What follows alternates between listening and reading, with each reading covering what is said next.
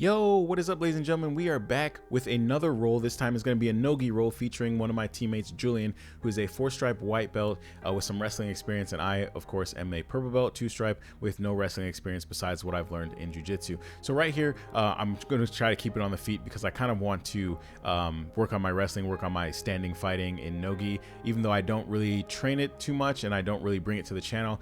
Julian was working nogi and I was working gi in this video. And I did like 4 or 5 gi matches, and Julian was just like, hey, let's do a nogi one, and I was like, sure, why not?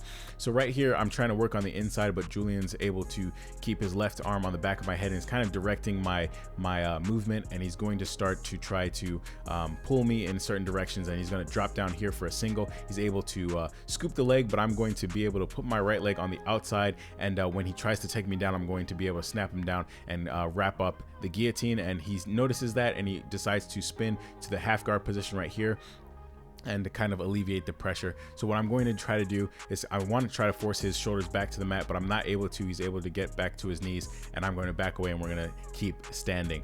So right here, he's going to take more of a wrestling stance, and I'm going to kind of just keep my posture low, and I want to stop him from grabbing the grips that he wants before I'm able to grab the grips that I want. So right here, I'm able to get the back of the head with my left arm, and with my right arm, I'm going to grab the back of the tricep, back of the the tricep right there, and try to direct his movement in a way that I want him to go. So right here, I'm trying to fight for the inside position. I'm able to scoop up a leg right here, and he pushes it to the outside, and I'm able to kind of step over and bring him down. But we're going to reset because Professor Tiago's over there working, so we're not going to interfere with the type of roll he's got going over there. As you can see, he's working on some toe holds and really putting some work in over there. So right here, we're going to start in the half guard position. I'm going to be in his half guard. What I'm trying to do is work to the inside and kind of put my pressure down on his face and on his chest and stop him from setting up any type of half guard sweeps or positions where he can come out on top or get into the dogfight position or deep half or anything like that. So right here, he's able to get into the close guard, and now I'm going to start to fight to stand up. That's usually how I like to pass the close guard. I don't like to stay on my knees and pass. I think that standing up is probably one of the best ways to pass close guard, and you're going to see that quite a bit later in the video. So right here, we're just kind of grip fighting, and he's going to do a nice hip bump sweep right here, and he's able to set up a triangle position right here.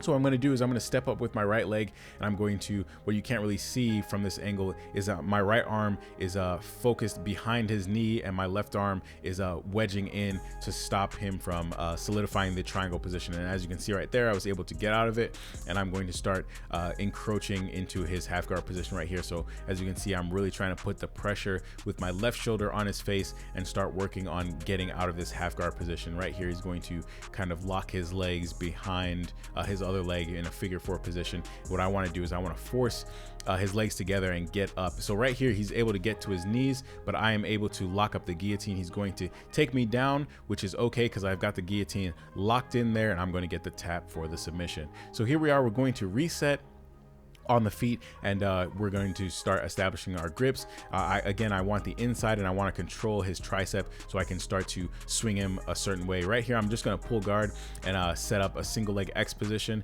Now, I'm not going to do any heel hooks. I'm not too well versed in heel hooks. Like I said, I don't really do a lot of nogi, and I'm in the Masters division, so they don't really allow heel hooks unless you go to the adult division. So I'm not really well versed in the heel hook game. So what I'm going to start working is just the tried and true single leg X position into the full X position here. As you can see, I gave up the 2 points by going to my back. That's one of the things you got to be aware of when you're going for a single leg X position and the submission. If they come up on top and you lose that submission, they're going to score the 2 points. So right here, he scored the 2 points. So what I'm going to do is I'm going to get my butterfly hook, kind of swing him around and come up and score the 2 points, since I realized I was down going for that ankle lock position there.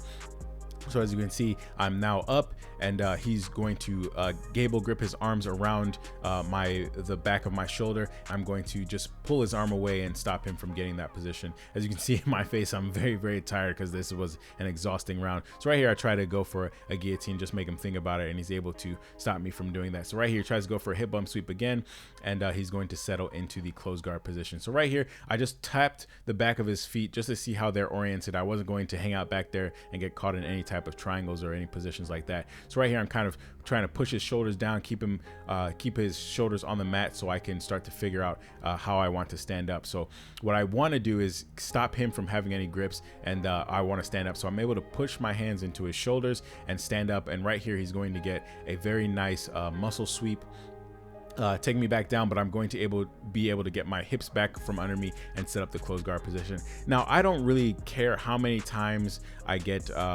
put back on my butt from the closed guard. It's going to happen multiple times here, and that's okay, because if you ever seen John Danaher's Go Further Faster closed guard, he says it doesn't matter how many times you get knocked down, as long as you're able to get out of the guard, it's going to happen. It's better than being in a submission attempt or a submission hold. So right here, as you can see, I'm able to get out of the closed guard, and he's going to stand up, and we're going to keep the fight on the feet right here. So I'm going to grab the back of the head. I'm going to pull into a butterfly guard position right here. I'm going to get my hooks and come out on top. He tries to wrestle into me, and I'm able to get the back of his neck. He's going to trip me over, but I'm able to post my hands and get into a headquarter position right here. And right here, I'm just going to smash everything to one side, keep my feet nice and planted against his feet. As you can see, I windshield wipe my legs right there, and I get the neck right here, and he's in a turtle position. But I realize I'm trying to set up a Darce, which is what you can't see on the other side, but I realize that he's doing a good job of escaping that arm and grabbing my leg. So we're going to stand up right here. I'm just going to back away and release everything, and we're just going to keep it going and we're just going to slap bump right there. I actually don't remember what he was saying. So we're going to look at the time. There's not much time left, so what I want to do right here is fight for the inside position like I've been doing, and what I'm going to do is shoot for a takedown. I just want to have one last explosive takedown before the round is over. So as you can see right here, I hit the takedown, get the double leg, cut the angle, and get the position, and that, ladies and gentlemen, is going to be the end of the roll.